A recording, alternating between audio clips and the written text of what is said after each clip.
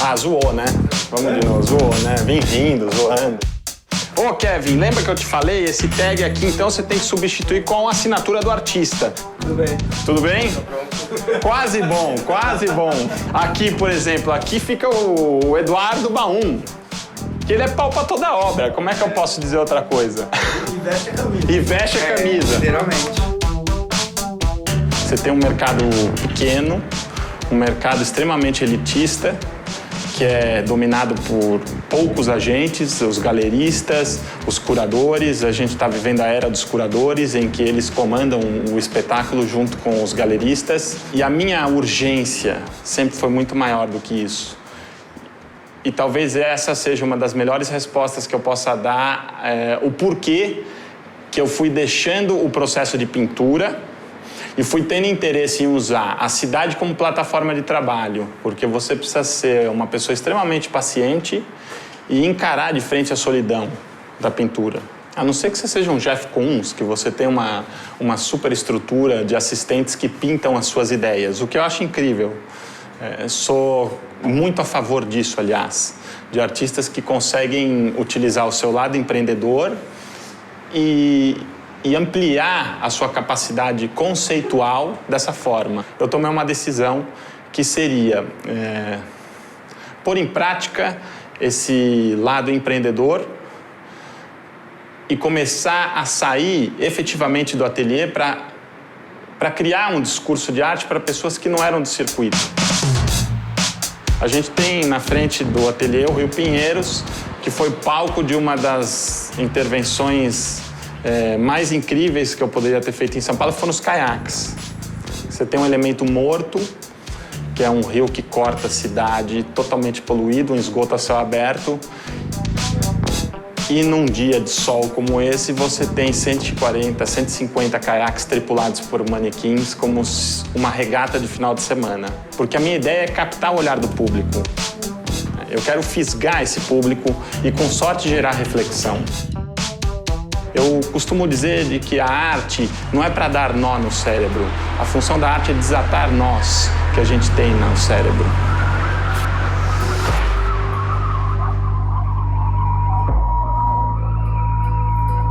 Cara, esse projeto chama Lampoonist, né? Que é um nome em inglês mesmo. E é uma provocação. O lampoon seria o cara responsável pela crítica destrutiva, sabe? Aquele que a prática dele é fazer críticas destrutivas. Essa proposta dentro da SP Art, ela é de um nível de provocação tão grande, né? Porque o uso do espaço é um uso comercial. Então você sempre trabalha dentro da lógica do aproveitamento do espaço, na tentativa de exibir o maior número de artistas possíveis. É uma feira que custa e que deve ser lucrativa. E o que a gente fez ali é o avesso de tudo isso.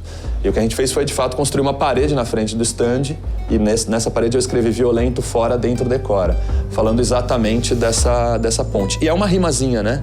Violento dentro, fora, decora. Então é um pouco um jogo de palavras que eu tô jogando, né? Do que é fora e dentro, e do que decora e do que é violento, sabe? Eu pego toda a técnica das linguagens, toda a técnica do universo institucional, daquilo que a gente costuma ver na cidade, então das logomarcas, dos postos de gasolina, dos bancos, e mesclo ela com a estética do que seria marginal, com a estética das escritas urbanas, da pichação, do grafite. A intenção é exatamente criar um híbrido que fala desse limite entre marginal e institucional, né? Você tem que ter algumas estratégias para que seu trabalho seja bem sucedido e para que ele apareça, para que ele aconteça para o sistema, porque senão o sistema passa por cima, que nem um trator.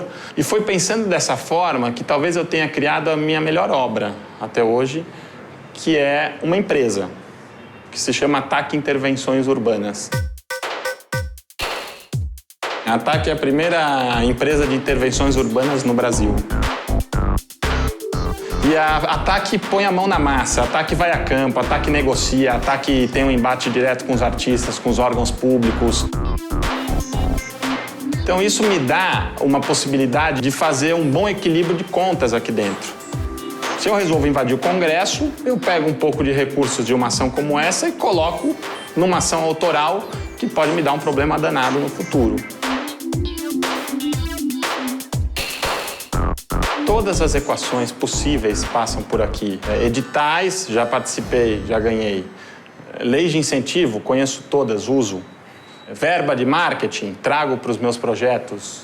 Quando eu convenço as agências ou as próprias áreas de marketing das empresas de que é mais interessante eles fazerem um aporte num tipo de comunicação e de ação artística como as que eu realizo do que porem lá em mídia convencional. Vem, vamos mostrar essas boias aqui. Essas boias chegaram agora. A ideia era que nós ocuparíamos o Congresso por um dia, não falaríamos de política, e essas boias arremessadas no espelho d'água eram um convite à reflexão do público de que maneira a gente pode sair de uma passividade, a gente pode se tornar um agente no sistema de forma a transformar a realidade que nos é imposta diariamente. Eu voltei para São Paulo com alguns desses objetos, tive a ideia de fazer uma exposição e hoje essas boias elas são múltiplos assinados e eu comercializo elas como uma obra de arte. Eu me dei conta que se elas fossem colocadas dentro de uma caixa de acrílico, elas teriam um status de obra artística que alguns colecionadores ou até pessoas que não precisam ser necessariamente colecionadores, que é o que caracteriza um pouco minha produção, poderiam ter mais interesse em comprar e ter isso em casa. Ou seja, o projeto se bancou depois, muito depois. A relação com o mercado é sempre curiosa, né? Porque no caso desse projeto, por exemplo, tinha uma coisa de, a tiragem é de 8, porque eu disse que a tiragem seria de 8, porque eu tenho que considerar a espera, o tempo de espera por uma fotografia como essa, né? São todos registros espontâneos. Teve fotos que eu fiquei 2 meses diariamente na frente de uma parede. E aí o cara fala assim, não, mas a tiragem é de 8, fotografia são 3, no máximo 5. Aí eu falo, não, mas isso não é uma fotografia, isso é uma intervenção urbana seguida de registro fotográfico, né? E aí o cara fala pra mim assim, não, mas vai custar isso? Pô, tá muito caro. Aí eu falo, não, mas isso não é uma fotografia. Né? Porque você tem que sempre considerar o processo, você tem que considerar a pesquisa, você tem que considerar a espera, você tem que considerar uma série de coisas quando você vai pensar nessa relação com o mercado, entendeu? Não dá para ser diferente. E ao mesmo tempo, nisso tem uma resistência. Eu não estou contando isso para vocês para dizer, olha como é importante a relação com o mercado. Tem que haver uma resistência, entendeu? Porque do contrário, você vai produzir para o mercado. O que eu produzo não é para o mercado. Tanto que tem coisas que eu produzo que não dão nem resultado, entendeu? Não tem produto, né? Eu produzo coisas que são completamente efêmeras.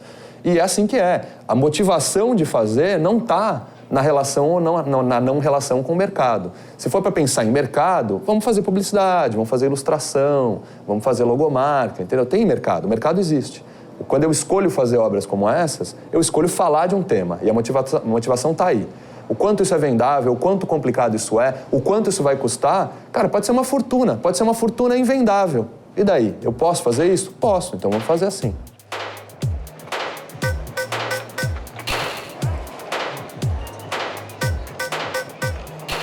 Eles me chamaram para esse projeto, para eu coordenar o projeto inteiro, e eu falei, não, vamos embora. Você conhece a Praça Roosevelt? Eu falei, lógico. Não. Quando eu vim ver a praça, cara, eu fiquei impressionado com o tamanho dela.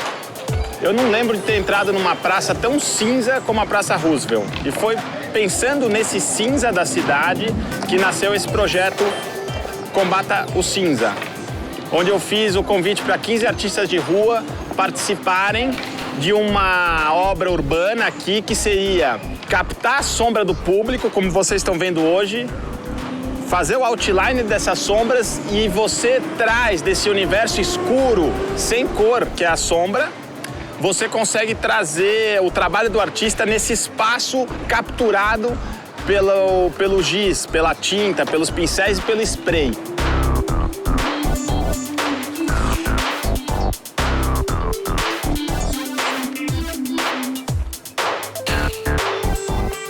Eu acho que a publicidade tenta beber de fontes, assim, né? E a arte de rua é uma delas. Do mesmo jeito que a gente busca referências em impressionismo, expressionismo, a Converse entra nessa coisa, assim, mais como um facilitador, assim, sabe? Menos como uma marca que quer só vender tênis, sabe? Qual o conceito que ela traz, assim, em termos de liberdade, juventude?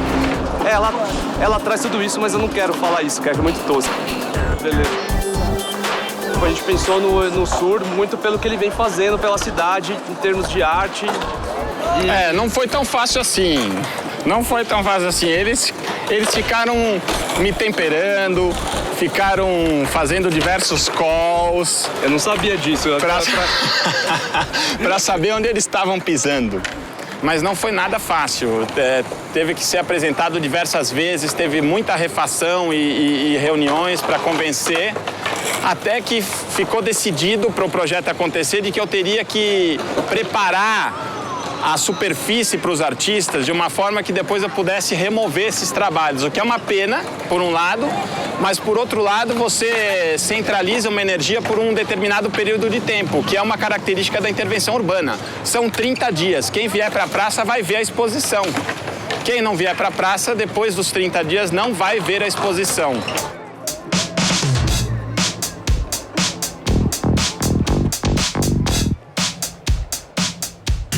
E eu até hoje não consigo estabelecer claramente as fronteiras entre o meu trabalho autoral e a ATAC. Mas antes da ATAC existir, esse problema era muito maior. Porque eu tinha a capacidade de realização, mas eu não me permitia porque era um artista. E o artista, às vezes, ele pode cometer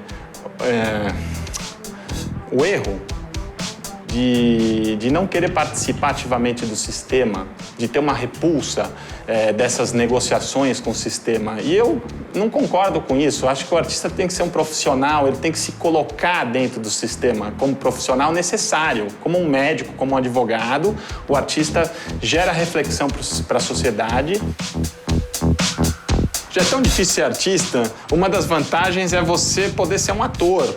Uma hora você é um empresário, outra hora você é um artista. Dependendo das pessoas em que você está lidando, você tem que modular um pouco o discurso. Você saber se você está falando com um grupo de crianças, com um grupo de empresários, com um grupo de estudantes de arte, porque você também aprende com essas trocas.